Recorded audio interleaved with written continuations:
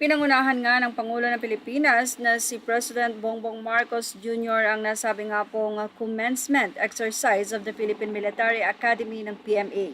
Sa naging artikulo ng Manila Bulletin, look, President Ferdinand R. Marcos Jr. graces the commencement exercises of the Philippines Military Academy or PMA for the bagong sinag class of 2024 in Fort del Pilar, City of Baguio, Province of Benguet on Saturday, May 18, 24-year-old cadet First Class Janet Elumba from Surigao City is the 7th woman to become PMA valedictorian in the Academy's history.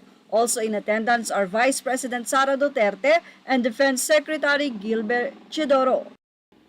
Siyempre, masasaya ang mga magulang at emotional nga ang nasabing parents na nandoon para saksihan ang pagtatapos ng kanilang mga anak.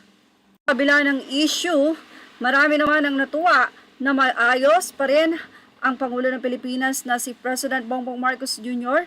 at ang pangalawang Pangulo ng Pilipinas na si Secretary of Education VP Sara Duterte. Marami naman ang nagkomento mula sa artikulo ng Manila Bulletin na natutuwa nga sila dahil marami pa rin gumraduate ngayon ng mga pulis at hiling nila na maging mabuting mga pulis ito o sundalo pa man o saan man sila mapuntang field ng kanilang pagseserbisyo. Natuwa din ang mga netizens sa maayos na samahan nila Pangulong Bongbong Marcos at Vice President Sara Duterte. Magtuloy-tuloy nga daw sana ang magandang samahan ng dalawa at maging maayos ang bansang Pilipinas. Anyway, mula po sa Manila Bulletin, kinikredit po natin ang nasabi nga pong update na ito at sa ating Pangulo ng Pilipinas, Bongbong Marcos and Vice President Sara Duterte. Yan ang ating Showbiz Now update. Images are all credit to the rightful owners and thank you for watching Showbiz Now.